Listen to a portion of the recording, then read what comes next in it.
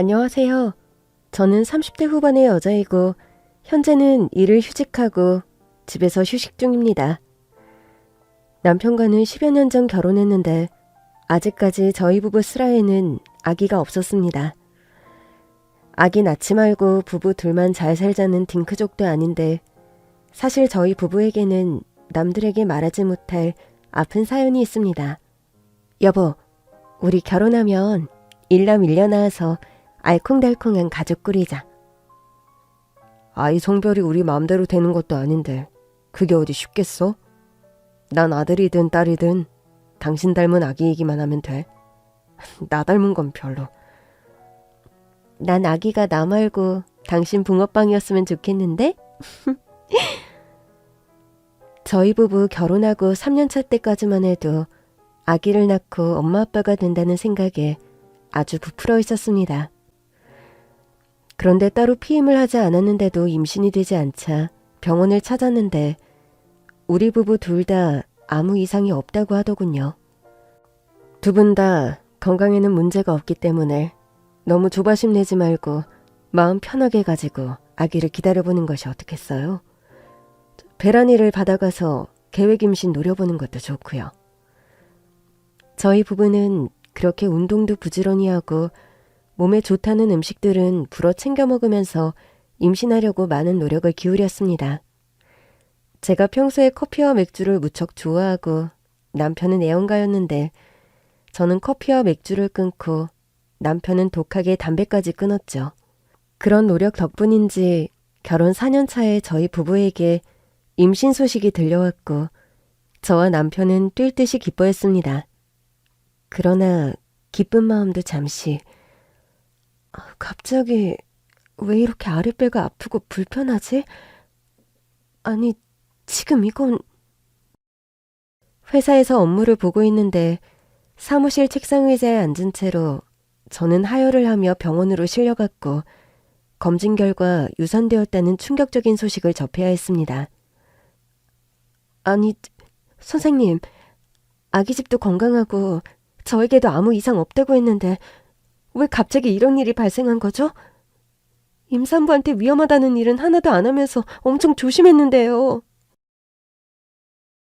여러 가지 원인이 있을 수 있겠습니다만 일단 마음을 좀 진정하시고 산모분 나이가 젊으니 너무 낙담 마시고 몸을 잘 추스른 후에 다음번 임신을 계획하시는 게 좋을 것 같습니다. 여보, 내가 임신 초기인데도 회사 일을 줄이지 않아서 이런 일이 발생한 걸까? 나는 노산도 아니고 병원에서도 컨디션이 하도 양호하다 해서 걱정을 너무 안 했나? 내가 너무 모자라서 우리 아기가 잘못됐다는 생각이 들고 너무 괴롭다. 무슨 말을 그렇게 해. 우리가 아직 처음이라서 서툴러서 그런 것 같다. 삼신할머니가 보기에 아직 우리가 부모가 되기에 준비가 덜 되어 보였을 수도 있고. 자기야, 너무 낙담하지 말고 일단 자기 몸부터 회복하자. 응? 아기도 소중하지만 나한텐 당신이 가장 소중하니까. 알았지? 저는 처음 아기가 유산되었을 때 힘들고 슬펐지만 남편의 위로와 응원으로 가까스로 몸과 마음을 잘 추스를 수 있었습니다. 그러나 저희 부부는 그 이후로도 임신은 잘 되는 편이었어요.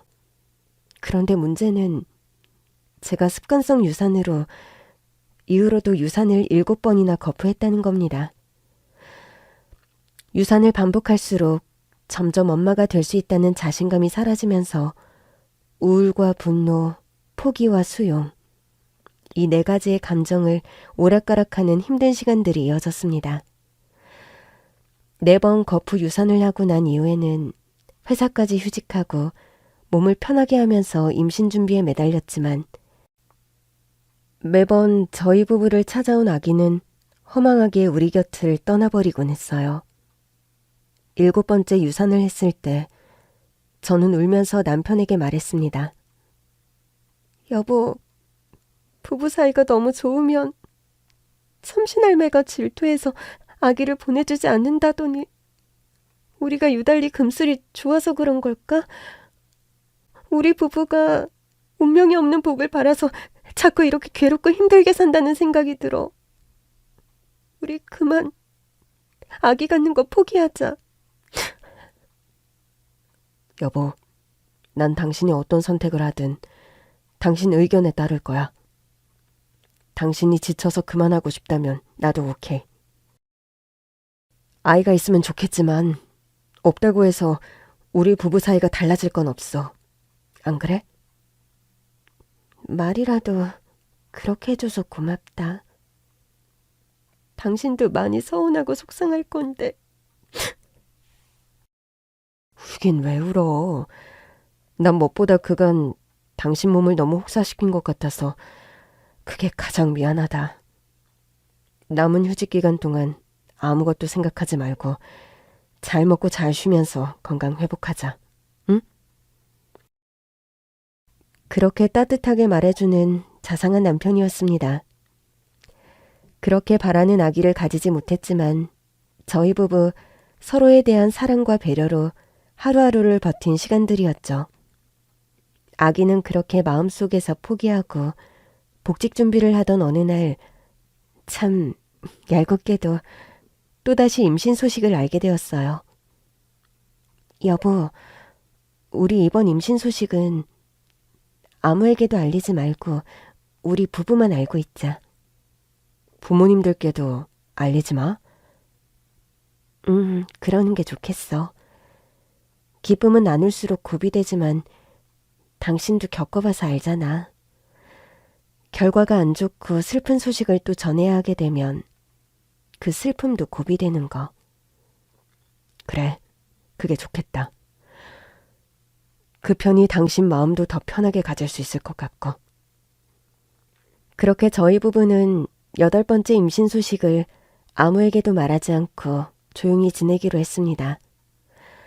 저는 정말 이번이 마지막이라 생각하고 복직도 미루고 집안에서 몸을 보하면서 엄청 조심조심 하루를 보내고 있었죠. 그러다 시간이 흘러 임신 4개월 차에 접어들었고 임신 16주를 넘긴 적이 없었는데 이번에 처음으로 안정적으로 16주 차에 접어들었네요. 축하드립니다. 4주 정도만 더 안정하시면 무리 없이 건강한 아기를 출산하실 것 같아요. 마음 편하게 가지고 파이팅 하십시오. 감사합니다, 선생님.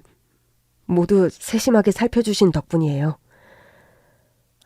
초음파로 이렇게 태아 사진을 다 보게 되다니 감기가 너무 무량하고 벅차오르네요. 그렇게 산부인과에서 긍정적인 답변을 듣고 기분 좋게 집으로 돌아온 저녁이었죠. 그날도 저는 일찍 저녁을 차려 먹고 반신욕을 하고 몸에 절대 무리가 가지 않는 가벼운 스트레칭 뒤에 독서나을 요령으로 남편 서재에 들어갔습니다. 남편 책상 위에 휴대폰이 부르르 떨리며 메시지가 한 통 온 것 같더군요. 무심결에 남편 휴대폰을 쳐다보게 되었고 화면에 뜨는 카톡 메시지의 내용을 보고 저는 경악을 금치 못했어요. 카톡의 발신인은 저의 새엄마였고 미진이 몰래 신촌역 땡땡모텔 1013호로 오게나 란 내용이 찍혀있는 겁니다. 하도 어이가 없어서 남편에게 따져 물으려다가 말았습니다. 말도 안 되는 오해일 것 같으면서도 뭔가 알 수 없는 찜찜한 예감에 겁이 나서 도무지 남편에게 뭔가를 물을 용기가 나질 않더군요. 사실 저희 새엄마가 저와 나이 차이가 많이 나지 않습니다. 제가 8살 초등학교 1학년이던 때 새엄마는 20대 초반의 나이로 저희 아빠에게 시집을 오셨거든요. 저희 아빠는 재혼이었고 새엄마는 초혼이었죠. 그런데다가 새엄마는 타고나길 동안 외모에 얼굴도 아주 미인이십니다. 해서 제가 고등학생이 되었을 즈음에서는 새엄마와 어디 목욕탕이라도 갈라치면 좀 나이터 어리는 자매지간인가 봐요. 언니가 동생 때를 아주 잘 밀어주고 착하네. 얘는 내 동생이 아니라 제 딸이에요. 아유, 그래? 난 엄마가 너무 어려 보여서 큰언니 정도나 되는 줄 알았네 그려. 저희 아빠는 고등학교에서 국어를 가르치는 선생님이신데 새엄마는 아빠의 졸업한 제자 중에 한 명이었습니다. 처녀가 애 딸린 호라비한테 시집 오기가 쉬운 일이 아닌데 그 짝집에서는 우리 미진이 아범한테 시집 오겠다 하니 반대 많이 안 하던가요? 반대 안 하셨다면 솔직히 거짓말이죠. 저 한때 울 친정 아버지께 머리까지 깎이고 집 밖으로도 못 나갔어요. 한참을. 그런데 뭐 결국 제 고집에 부모님께서 허락해 주셨어요. 또 미진이 아빠 직접 보시고 사람이 원체 좋은 분이니 부모님께서도 마음을 돌리신 거고요. 지금이야 사랑의 눈이 멀어 좋다고 시집 오지만 나중에 후회되면 어쩌려고 그래. 지금도 안 늦었으니 다시 한번 생각해보지 그래? 걱정 마세요 어르신. 저 미진이랑 선생님 두고 어디 도망 절대 안 가요. 미진이도 벌써 제 딸 같은걸요? 저는 선생님만큼 제가 사랑하는 사람을 만날 자신이 없어요. 새엄마는 그렇게 대학을 졸업하자마자 애 딸린 호랩이었던 저희 아빠에게 시집을 왔고 평생 동안 저에게 아주 헌신적인 엄마 노릇을 해주신 좋은 분입니다. 아빠와 재혼한 뒤 5년쯤 지나서는 남동생도 태어났죠. 남동생이 태어나고 나서 집안 어른들은 기뻐하면서도 나름의 걱정이 있었답니다. 미진이 동생이 태어난 게 축하할 일이다만 우리 미진이 생각하면 마음이 썩 편하지만은 않은 게 사실이구나. 아니 어르신, 그건 또 무슨 말씀이세요? 네 안사람 말이다. 걔가 착한 애긴 하고 또 아직까진 미진이를 딸로 예뻐했지만 집에 아파 낳은 떡두꺼비 같은 아들이 태어난 이상 미진이가 눈에 들어오겠니? 어르신, 제발 쓸데없는 걱정 좀 그만하세요. 저희 안사람은 그렇게 인격이 모자란 사람이 아닙니다. 아빠의 호언장담처럼 새엄마는 남동생이 태어난 후에도 저에 대한 태도나 애정에 변함이 없으셨어요. 남동생과 같이 유년기 사춘기 시절을 보냈지만 새엄마가 표관하게 남동생과 저를 차별한 기억은 1도 없습니다. 그렇게 저에게 새엄마는 새자를 붙여 새엄마라 부르는 것이 죄송할 정도로 제게 좋은 엄마신데 저에게는 이런 방구 상의도 없이 남편에게 그런 문자를 보냈다니 도무지 이해할 수가 없었죠. 하도 고민을 토로할 곳이 없어 친한 친구에게 전화를 걸어 속사정을 말했습니다. 예, 네 새엄마가 좋은 사람인 건 나도 알지만 미진아, 한 길 물속은 알아도 10길 사람 속은 모르는 거랬어. 이런 옛말이 왜 나왔겠니? 넌 절대 인정하고 싶지 않겠지만 지금 너 몰래 네 남편에게 그런 카톡을 보냈다는 건 솔직히 아주 의심스러운 상황이 맞아. 그럼 내가 어떻게 해야 좋을까? 뭐 해결책이라도 있어? 미진아, 지금 단계는 해결을 논할 단계는 아니야. 네가 사실을 확인해야 하는 단계지. 평소에도 직언을 잘하고 사리 판단 잘하기로 유명한 친구였기에 저는 친구의 조언을 따르기로 했습니다. 카톡의 내용에 나와 있는 대로 남편과 새엄마가 만나는 장소로 몰래 뒤를 밟아 따라가 보기로 했죠. 남편에게도 네 새엄마에게도 그 어떤 내색도 하지 말고 약속 날까지 딱 기다렸다가 두 사람 뒤를 한번 밟아봐. 만나서 무슨 얘기를 하는지 뭘 하는지 네가 두 눈으로 확인하게 되면 걱정할 일도 없잖아. 정말 그랬다가 내가 걱정하는 게 사실이라면? 아니 뭐 그렇다면 정말 네가 더 확인을 해야 하는 일이지. 아니면 정말로 다행인 거고. 저는 친구의 조언대로 모텔에서 만나기로 한 남편과 새엄마의 뒤를 밟았습니다. 새엄마와 약속이 있는 날 남편은 그날따라 샤워에 면도에 안 뿌리던 향수까지 뿌리면서 한결 치장에 신경을 쓰더군요. 무슨 좋은 약속이 있길래 아까는 향수까지 듬뿍 뿌리고 아침부터 치장이야? 오늘 아주 중요한 사람을 만나는 날이라서 허투루 차리고 나갈 수가 없거든. 그 중요한 사람이 대체 누군데? 당신은 알 거 없고 내가 말해도 당신은 알지 못하는 사람이야. 다녀올게. 점심 대충 때우지 말고 맛있는 거 사 먹고 있어. 그렇게 말하곤 뭐가 그리 바쁜지 서두르며 집을 나가버리는 남편이었죠. 저는 설명할 수 없는 질투심과 끓어오르는 화를 사귀면서 몰래 남편의 뒤를 밟았습니다.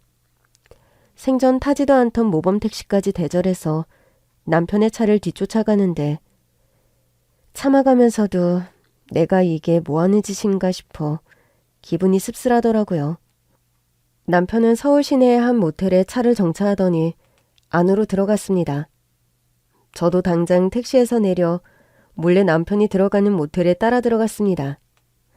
저는 남편이 새엄마와 만나기로 한 모텔의 호수를 알고 있었기에 시간차를 두고 남편을 따라가는데 큰 어려움은 없었죠. 남편과 새엄마가 함께 있는 모텔 호실 앞으로 다가가는데 어찌나 심장이 두방망이질 치던지. 드디어 두 사람이 함께 있는 호실 앞으로 저는 다가갔고 방 안에서 들려오는 소리에 귀를 바짝 기울였습니다. 그런데 일반적인 말소리가 아니라 방 안에서 아주 야릇한 소리가 쉴 새 없이 들려오는 겁니다. 아무리 귀를 쫑긋 세우고 들어봐도 이상하고 야릇한 불순한 상상을 할 수밖에 없는 소리가 계속 새어나왔고 저는 다리에 힘이 풀려 바닥에 주저앉을 것만 같더군요. 겨우 정신을 차리고 안간힘을 써서 다리에 힘을 주고 모텔 방문을 두들기려는 순간 누군가 뒤에서 저의 입을 틀어막는 겁니다.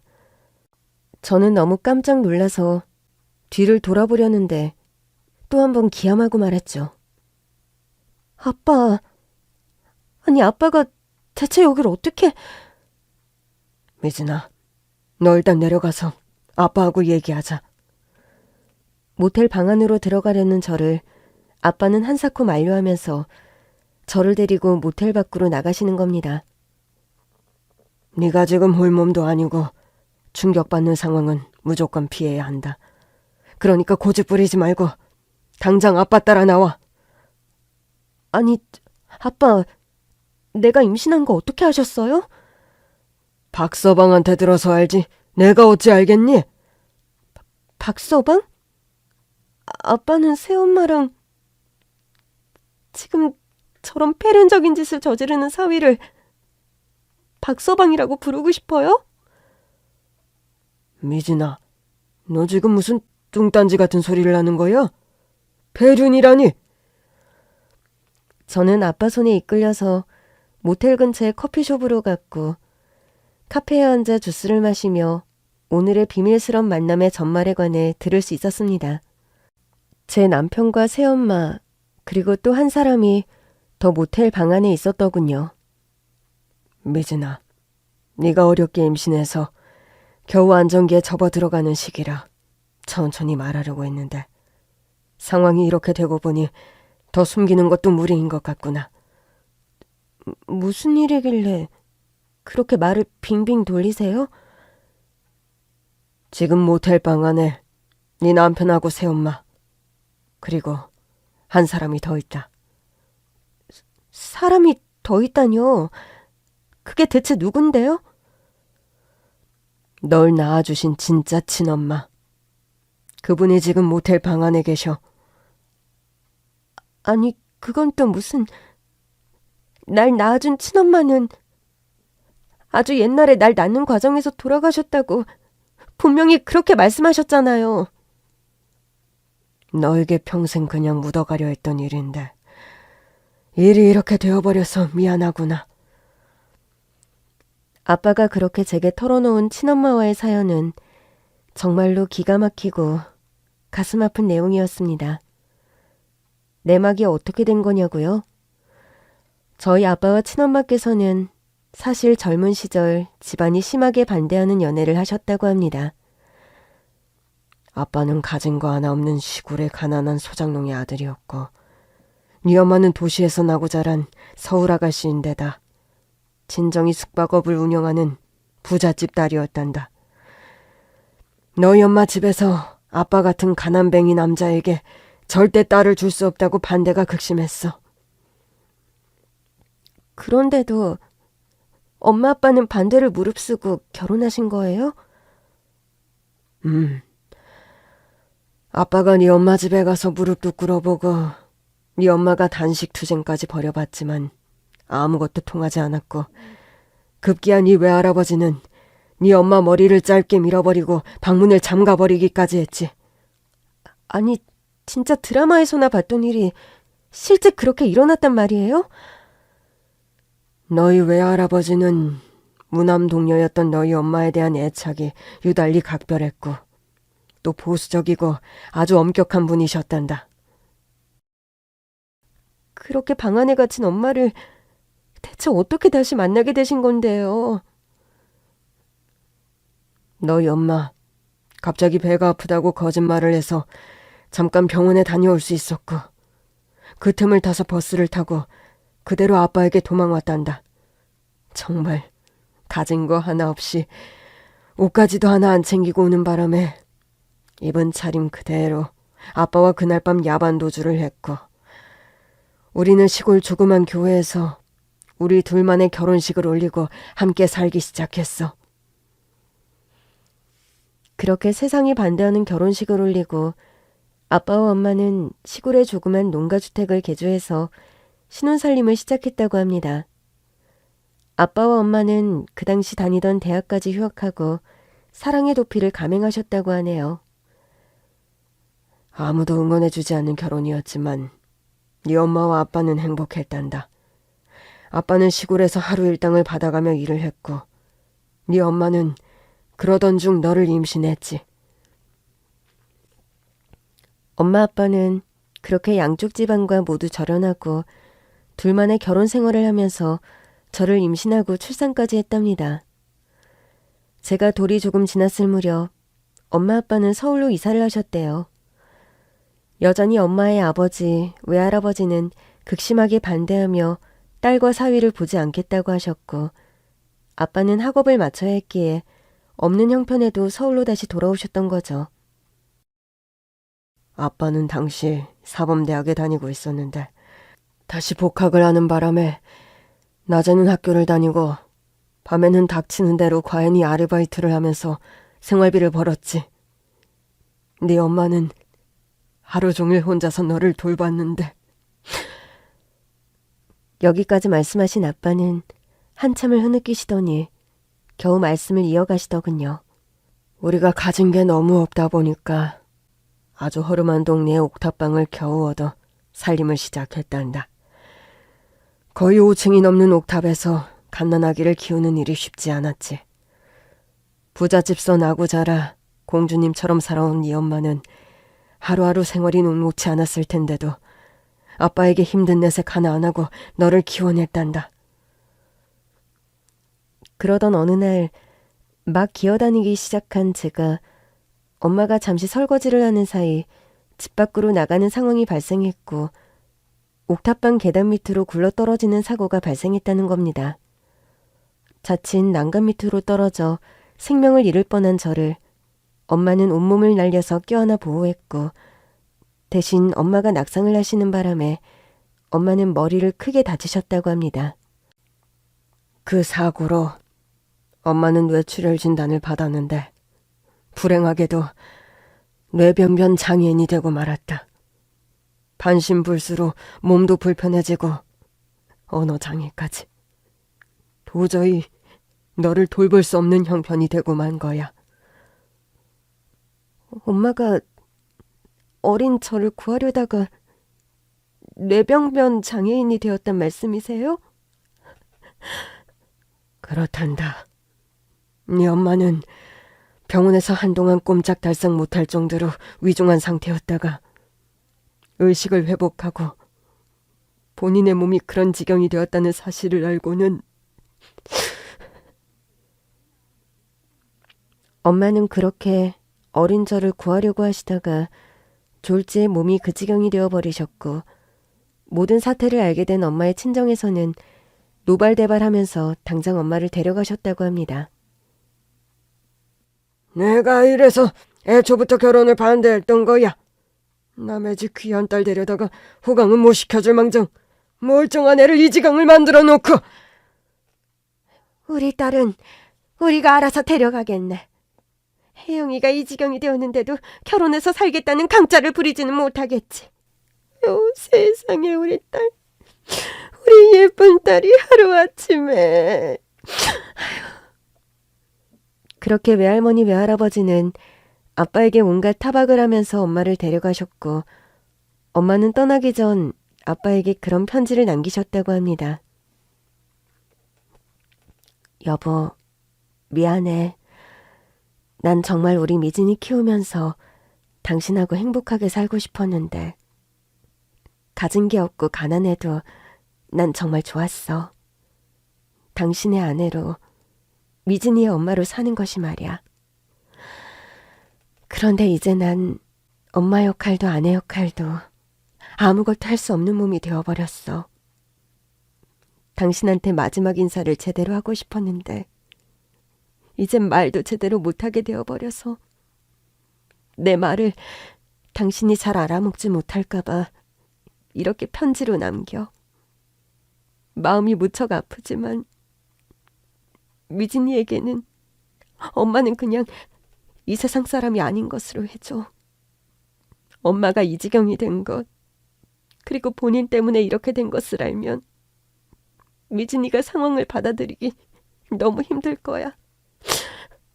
다음 생에는 우리 아무도 반대하지 않고 축복받는 결혼을 하는 부부로 다시 만나자. 당신에게 혼자 미진이를 맡기게 되어서 미안해.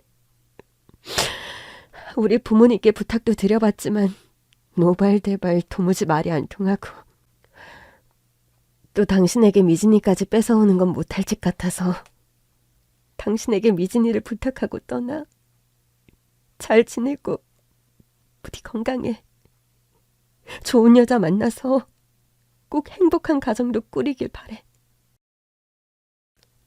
그렇게 편지를 남기고 떠난 엄마셨다고 합니다. 저는 그간의 모든 사정을 듣고 눈물이 앞을 가리더군요. 아빠, 왜 그런 얘기를 대체 나에게는 한마디도 안 하셨던 거예요? 엄마가 아무리 그런 부탁을 했더라도 제가 성인이 돼서라도 진실을 말씀해 주셨어야죠. 미안하다. 나는 그저 엄마의 부탁을 들어주고 싶었다. 그뿐이야. 아빠, 우리 당장 일어나요. 저 우리 엄마 얼굴 지금 가서 봐야겠어요. 저는 그렇게 떨리는 가슴을 누르며 아빠 손을 잡고 모텔방으로 향했습니다.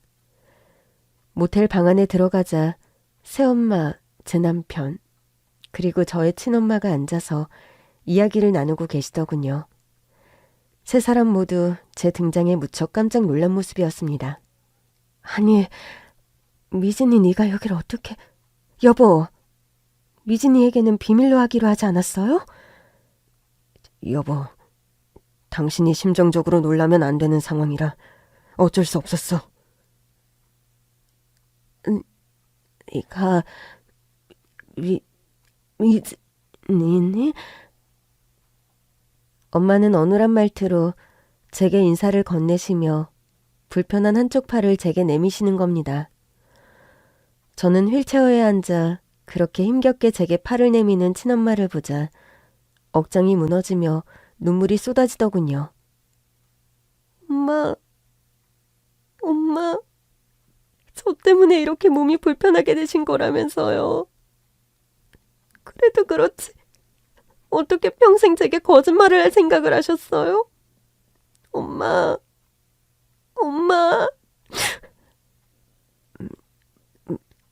미안, 진아. 엄마가 정말 미안해. 어눌한 발음으로 제게 사과를 하시며 포옹을 원하시는 듯 계속 불편한 한쪽 팔을 내미는 엄마셨습니다. 저는 엄마에게 다가가 그런 엄마를 꼭 안아드렸어요. 엄마, 정말 죄송해요. 저 때문에 엄마가 평생 이렇게 불편한 몸으로 사시는 거. 저는 여태 아무것도 모르고 살아왔어요. 엄마 죄송합니다. 그리고 감사합니다. 엄마.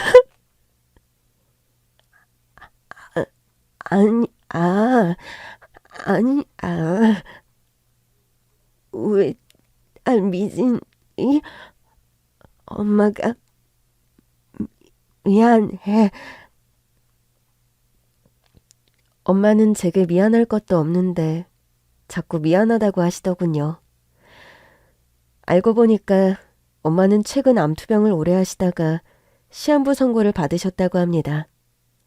암병원 중환자실에 들어가기 전에 마지막으로 제 얼굴을 꼭 한번 보고 싶다고 몇십 년 만에 아빠에게 연락을 하신 거였더라고요. 아빠에게 그런 사정을 전해 듣고 엄마도 솔직히 많이 놀랐단다. 네 아빠와 남편 그리고 나 이렇게 셋이서 의논 많이 했어. 미진이 너에게 이 소식을 어떻게 전해야 할지 말이다.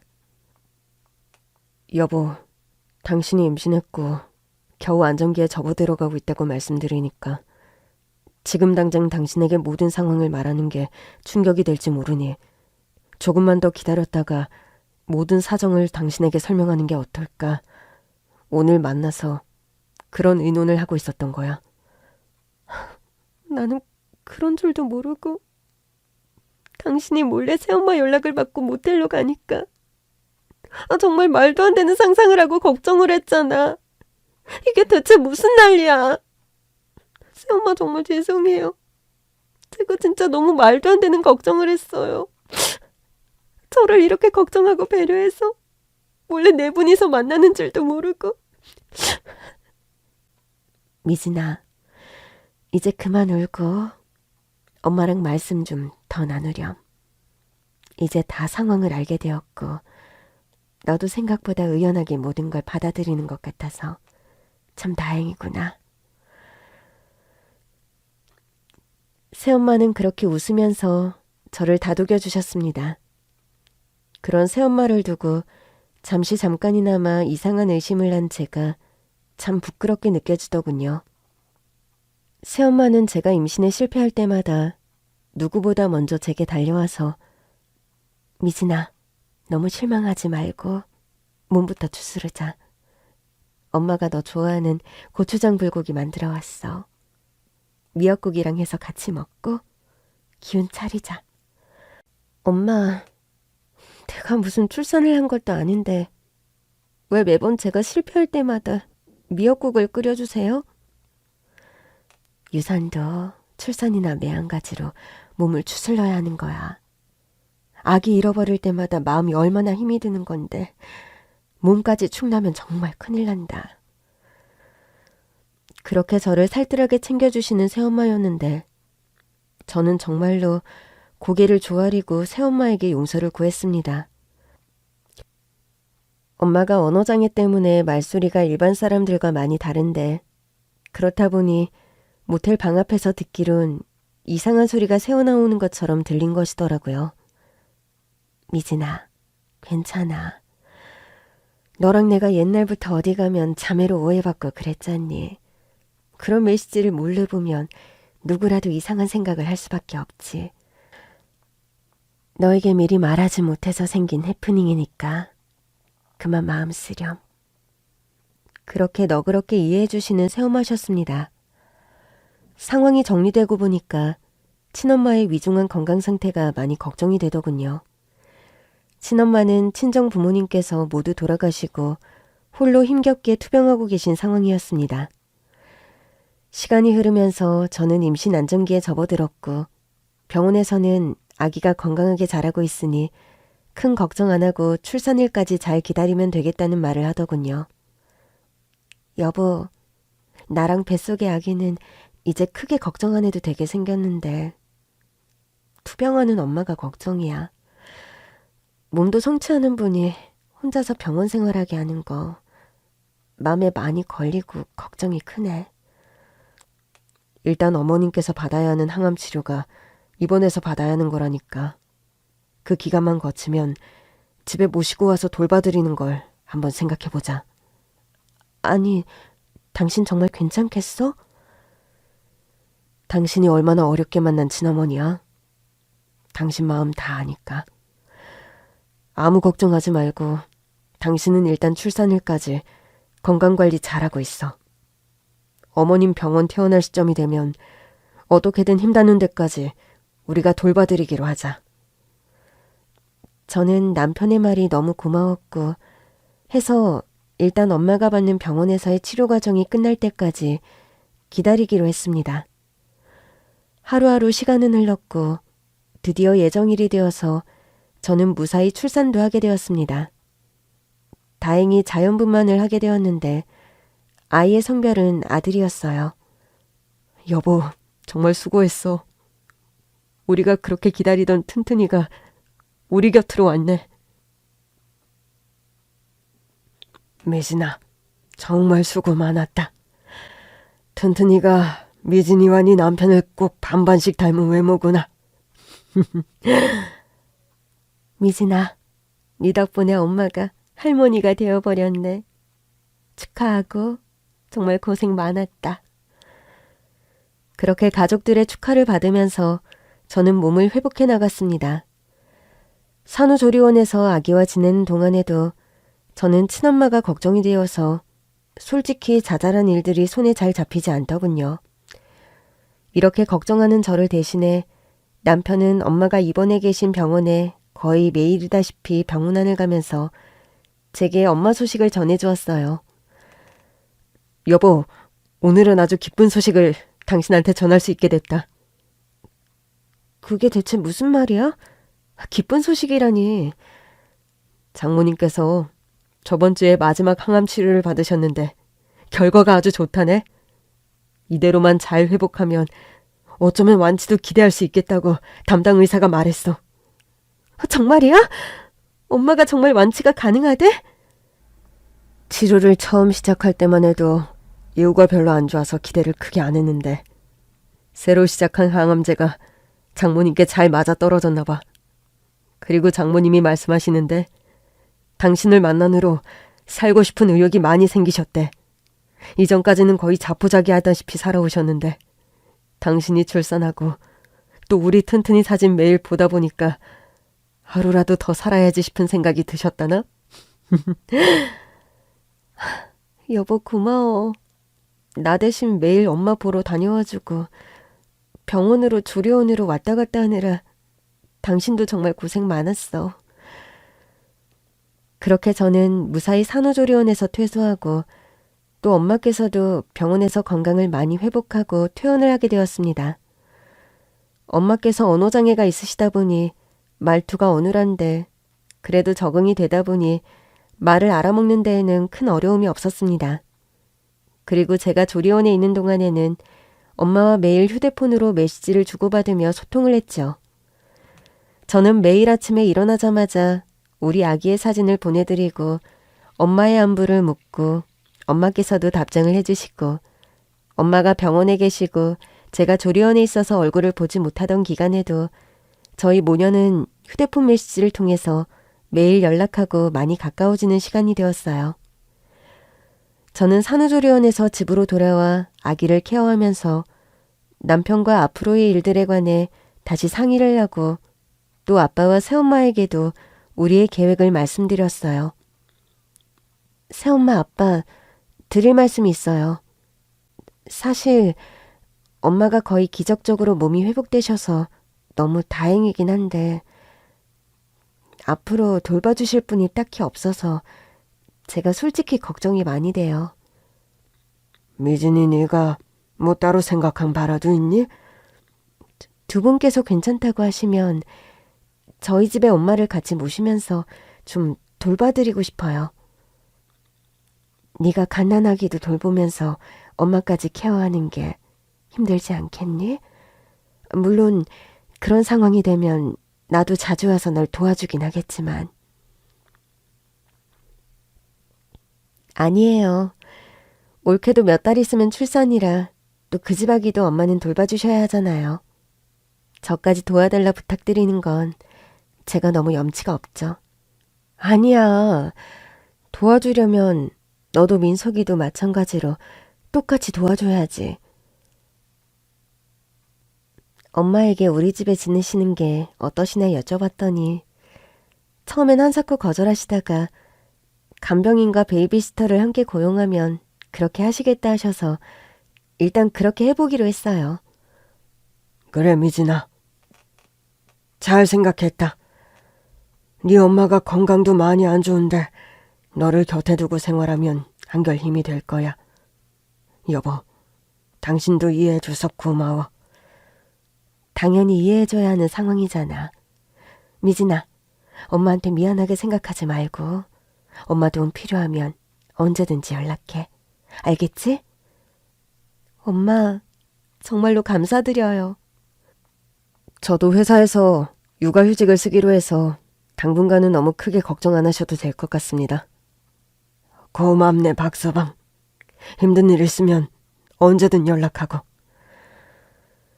그렇게 해서 엄마와 저 남편, 갓난아기까지 한 집에서 생활을 시작하기로 했습니다. 이렇게 결정된 사항을 엄마에게 말씀드렸더니 미진아, 그렇게 생각해 주는 건 엄마가 무척 고맙지만 그래도 네 남편 입장에서 생각하면 날 모시고 한 집에 사는 건 부담스러울 것 같아. 엄마도 갓난 아기까지 있는 네 집에 들어가서 폐를 끼치는 건 도리가 아닌 것 같고. 이런 말씀을 어눌하게 하시는 겁니다. 엄마랑 내가 어떻게 만났는데 이런 상황에서 또 따로 살자는 거예요? 저 하루라도 더, 한 시간이라도 더 엄마 곁에 있고 싶어서 그래요. 엄마, 제발 내 마음도 헤아려 주세요. 네? 미진아, 엄마가 한 며칠만 더 고민해볼게. 엄마는 좀 생각할 시간을 달라고 하면서 저에게 며칠만 기다려달라고 하시는 겁니다. 며칠 후 엄마는 그런 말씀을 하시더군요. 지금 저와 남편이 사는 집으로 엄마가 들어오는 것보다는 엄마가 거처하고 계신 곳으로 저희 가족이 들어오는 건 어떻겠냐고요. 여보, 장모님께서 어제 나를 따로 부르셔서 그런 말씀을 하시더라. 우리 엄마가 당신을 불렀어? 무슨 말을 하셨는데? 우리 지금 사는 집이 좀 좁으니까 장모님 사시는 빌라 건물 있잖아. 거기 아래 위층에 나란히 사는 거 어떠냐고 말이야. 한 집에 함께 사는 것보다는 공간을 분리해서 위아래층에 사는 게 좋을 것 같다고 말씀하시네. 그러면 뭐 당신도 어머님 보고 싶을 때마다 언제든 바로 가서 볼 수 있고 또 서로 생활하는 공간이 분리되니까 그게 좋을 것 같다고 하시네. 듣고 보니까 그것도 나쁠 것 같지는 않다. 안 그래도 우리 튼튼이 짐들이 한두 개가 아니라 공간이 부족한 건 사실이지. 당신도 괜찮겠어? 당신만 괜찮다면 나도 오케이. 그렇게 해서 저와 남편, 아기는 친엄마가 사시는 5층 다세대 빌라의 2층으로 들어가서 살게 되었습니다. 1층에는 엄마가 살고 계셨고 바로 위층에 저희 식구가 들어가서 살게 된 것이죠. 남편이 육아휴직을 받아서 육아를 도와주고 또 친엄마께서 저희 베이비시터까지 고용해 주셔서 아기를 돌보는데 큰 불편함도 없었어요. 엄마께서는 몇 년 전부터 고용하고 있는 간병인이 계셨는데 그분 역시 부지런하고 인품이 훌륭한 분이셔서 저희 식구들이 생활하는데 큰 어려움이 없었죠. 아기도 돌보면서 또 아래층의 엄마도 같이 케어해드릴 수 있어서 제 입장에서도 더할 나위 없이 좋은 라이프 스타일이라 할 수 있었죠. 저는 요리에 취미가 있었고 곧잘 음식을 잘 만드는 편인데 엄마는 제가 만드는 음식을 아주 좋아하셨어요. 엄마, 오늘은 엄마가 좋아하는 전복죽 좀 쏘았어. 드셔보세요. 우리 이진이 때문에 엄마가 호강하는구나. 이 정도 가지고 무슨 호강이에요. 엄마가 완치됐다고 안심할 게 아니라 암 환자들은 완치 판정 받고서도 사후 관리에 더 바짝 신경 써야 한대요. 엄마 식단 관리는 앞으로 제가 알아서 할 거니까 걱정 마세요. 우리 딸 이진이가 정말 효녀구나. 엄마가 말년에 무슨 복인지 모르겠다.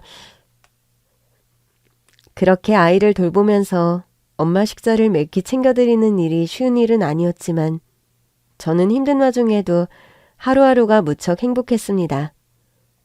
여보, 뒤늦게라도 엄마가 날 보겠다고 안 하셨음. 난 영영 엄마의 존재를 아예 모르고 살다 갈 뻔했어. 그런 생각하면 너무 끔찍하고 슬프다. 지금은 장모님 모시고 사니까 행복해? 응, 너무. 새엄마도 좋은 분이셨지만 엄마는 나 때문에 저렇게 평생 불편한 몸으로 살아오셨는데 내가 그 고마움도 모르고 살았다면 얼마나 미안한 일이야. 이렇게 엄마 인생 후반부에라도 내가 딸로서 도리를 다하고 엄마한테 죄송함을 갚을 수 있어서 너무 다행이야. 당신 마음 내가 잘 아니까 나도 장모님한테 잘할게. 고마워, 여보. 제가 사실은 저희 아이를 제 생일날 출산했습니다. 저희 아들과 저의 생일이 같은 셈이죠. 엄마의 집 2층으로 이사한 뒤 엄마도 하루가 다르게 건강이 좋아지셨고 저희 아기도 무럭무럭 잘 자랐습니다. 시간이 흘러 아이의 돌잔치가 다가왔죠. 저희 가족은 외식을 하거나 호텔 같은 곳을 예약하는 대신 집에서 간소하게 아기의 돌잔치를 치르기로 했습니다. 돌잔치를 앞둔 어느 날 엄마께서 저와 남편을 부르시더군요. 지난 1년 이진이도 박서방도 정말 고생 많았네. 아니에요, 엄마. 엄마가 이렇게 무탈하게 건강해지셔서 난 그게 더 감사해. 자네와 이진이 살뜰한 보살핌에 우리 손주 보는 대롱에 내가 건강이 이만큼이라도 좋아진 것 같네. 내가 사는 재미없이 그동안 살아왔는데 요즘 같기만 하면 100살까지라도 살고 싶은 마음이야. 장모님, 당연히 100살까지 오래오래 사셔야죠. 다름이 아니라 이제 곧 우리 석주 돌잔치인데 또 그날이 미진이 생일이기도 하고 말이야. 세상에 태어나서 우리 딸과 손주 생일 처음 맞는 건데 좀 의미 깊은 선물을 하고 싶어.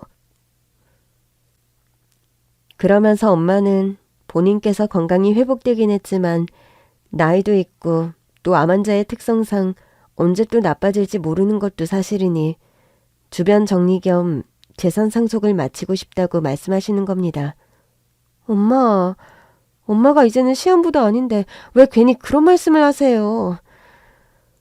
시한부는 아니지만 엄마 나이와 상황에는 재산 정리 같은 것도 미리 해두는 게 현명한 거란다. 그렇게 말씀하시면서 엄마가 소유하고 계신 빌라 건물과 모텔 건물까지 저희 부부에게 상속을 해주시겠다는 말씀을 하시는 겁니다. 알고 보니까 예전에 저희 새엄마와 남편과 엄마가 만나셨던 모텔이 엄마 소유의 무인텔이었어요.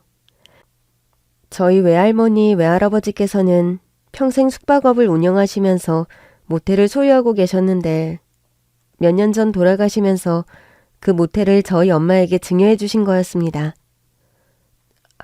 박서방이나 미진이 둘 중에 한 명이 모텔 운영을 도와주면 좋겠지만 원래 하던 일들이 있으니 강요할 생각은 없고 그래도 찬찬히 한번 생각해 보겠나. 저와 남편은 재산을 상속해 주신다는 엄마 의견을 처음에 한사코 거부했지만 엄마 뜻이 원체 완고하셔서 일단 엄마 뜻을 따르기로 했습니다. 엄마 친정, 그러니까 저희 외가가 대대로 자산가 집안이어서 무남 동료였던 엄마는 외할머니, 외할아버지로부터 막대한 재산을 상속받으셨다고 합니다. 미나, 박서방, 사실 내가 우리 친정 부모님에게 받은 재산은 이것보다 훨씬 더 규모가 컸네. 그런데 내가 뜻한 바가 있어서 반절 이상은 사회단체에 기부를 하려는데 이해해 주게나. 이해고 뭐고 저희에게 그런 허락을 구하실 필요가 없는 일이세요. 애초에 어머님 소유의 재산인데 저희한테 그런 말씀 안 하셔도 됩니다. 엄마, 우린 지금 엄마한테 받은 이만큼의 유산도 분에 넘치고 충분해요. 알고 보니 엄마는 저희 부부에게 재산을 증여해주면서 나머지 재산은 사회에 기부하는 절차를 밟으셨더라고요. 기부하는 단체는 장애인 단체라고 했습니다. 나는 알 때부터 장애인은 아니었고 갑작스러운 사고로 이렇게 몸이 불편하게 된 케이스인데 그러다 보니까 몸이 불편한 사람들의 애로사항을 좀 뒤늦게 알게 된 경우였지. 더 늦기 전에 그런 사람들에게 보탬이 되도록 내가 가진 것을 좀 나누고 싶구나. 엄마, 너무 좋은 생각이에요. 장모님, 정말 훌륭하고 멋진 결정이십니다. 저와 남편은 모두 엄마의 선택에 박수를 보내드렸습니다. 그렇게 기부 절차까지 모두 마치고 저희 집에서 저희 아이의 돌잔치 파티를 하게 되었어요. 새엄마와 아빠도 집에 오셔서 저와 아기의 생일을 축하해 주었습니다. 이날 내 것 저희 딸 아이 미진이를 이렇게 훌륭하게 키워주셔서 너무 감사드려요. 진즉에 감사드려야 한다는 것이 너무 늦어 죄송합니다. 아니에요. 미진이는 착하고 똑똑한 아이라 키우면서 제가 더 행복한 날이 많았답니다. 이렇게 건강을 회복하셔서 너무 다행이에요. 그렇게 맛있는 음식을 가득 차려놓고 엄마, 아빠, 남편, 새엄마, 저희 아기까지 북적이는 떠들썩한 생일잔치를 했답니다. 한때 습관성 유산으로 아기가 생기지 않아서 저와 남편은 그런 얘기를 한 적이 있었습니다. 여보, 금슬 좋은 부부한테는 삼신할매가 질투해서 아기를 안 준다더니 우리 부부가 딱 그런 경우 같아. 아기가 생기려면 일부러 부부싸움이라도 좀 해야 하는 거 아닐까? 당신하고 나는 싸워봤자 결국 1시간도 안 돼서 또 하하호호 거릴 텐데 뭐. 아기가 있으면 좋겠지만 우리 너무 안 되는 일에 마음고생하지 말자. 난 당신만 있어도 충분해. 부부끼리 조용하고 단출하게 사는 것도 나쁘지 않아. 안 그래? 그래. 좀 호젓하고 조용하게 평생 사는 것도 나쁘지 않을 수 있지. 그런 말을 나누면서 가까스로 마음의 위안을 삼던 저희 부부인데 정신을 차리고 보니 이렇게 북적거리는 집안에서 아기와 저의 생일잔치를 하고 있네요. 게다가 세상에 계신 줄도 몰랐던 친엄마의 존재까지 알게 되어서 저희는 이제 2식구에서 4식구로 식구수가 2배로 불었습니다. 그리고 최근에 저는 둘째를 임신한 사실을 알게 되었습니다. 해서 내년에는 5식구로 식구가 1명 더 늘 예정입니다. 온몸을 바쳐서 저를 구해주신 엄마의 희생으로 제가 지금 이날 이때껏 건강하고 행복한 삶을 누리고 있다는 것을 잘 압니다. 또 그런 저를 잘 키워주신 새엄마의 은혜도 정말 감사하고요. 저는 죽는 날까지 이 2분의 엄마에게 좋은 딸이 되려고 노력하면서 살려고 합니다. 그분들에게 받은 사랑과 은혜를 저희 아이들에게도 듬뿍 나누어 주면서요.